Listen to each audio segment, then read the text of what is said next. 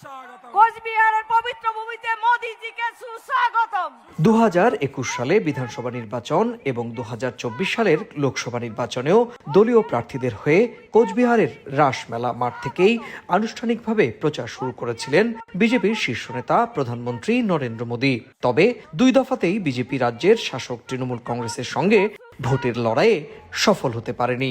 সেই বাস্তবতা সামনে রেখেই এবারও রাসমেলা মাঠ থেকেই দলের 294 জন প্রার্থীর হয়ে প্রচার শুরু করলেন নরেন্দ্র মোদী। 2021 সালে দক্ষিণবঙ্গের তুলনায় উত্তরবঙ্গ বিজেপিকে বেশি সমর্থন দিয়েছিল। এবারও সেই উত্তরবঙ্গকেই ঘাঁটি করে তৃণমূলের অপশাসনের বিরুদ্ধে হুঁশিয়ারি ছুড়লেন মোদী। তিনি বলেন, বিজেপি ক্ষমতায় এলে তৃণমূলের জঙ্গলরাজ কায়েম করা সন্ত্রাসীদের একে একে ধরা হবে। टीएमसी की उद्दंडता ही नहीं थी, ये इस निर्मम सरकार का प्रायोजित महाजंगल राज है। অন্যদিকে মমতা বন্দ্যোপাধ্যায়ও সরাসরি পাল্টা আক্রমণ করেছেন। মুর্শিদাবাদে নির্বাচনী সভা থেকে মোদীকে উদ্দেশ্য করে তৃণমূল নেত্রী বলেন, নির্বাচন কমিশন বেছে বেছে নাম বাদ দিচ্ছে।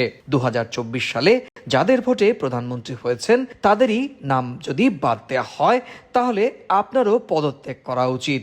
শুধু আপনাদের ভোটাধিকার কাটছে তাই নয়,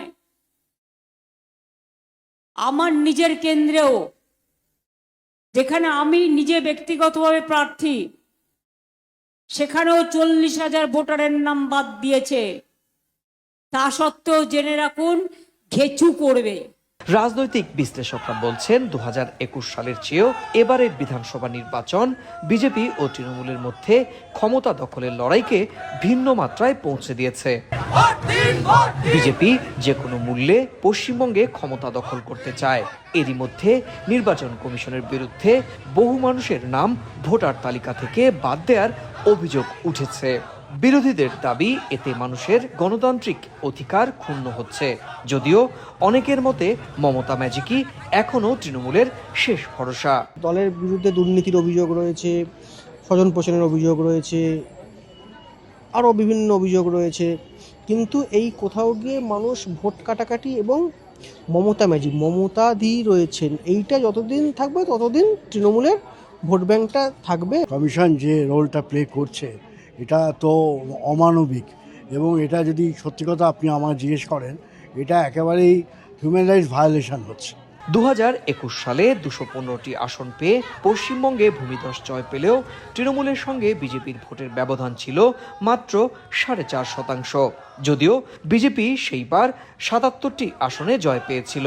এবার বিজেপি 170 আসনের লক্ষ্য নিয়ে নির্বাচনী বৈতরণী পার হতে সেই 4.5% ভোটের ব্যবধান কমাতে চাইছে। বিজেপি বিরোধীদের অভিযোগ, ভোটার তালিকা থেকে মমতার ভোট ব্যাংক বলে পরিচিত সংখ্যালঘুদের নাম বাদ দিয়ে বিজেপি সেই ব্যবধান পূরণের চেষ্টা করছে। যদিও বিজেপি নেতৃত্ব এই অভিযোগ অস্বীকার করে উল্টে অনুপ্রবেশকারীদের বের করে দেওয়ার হুঁশিয়ারি দিচ্ছেন। তবে শেষ হাসি কে হাসবে তা জানতে অপেক্ষা 4 মে পর্যন্ত। সুব্রত আচার্য, সময় সংবাদ, পশ্চিমবঙ্গ, ভারত।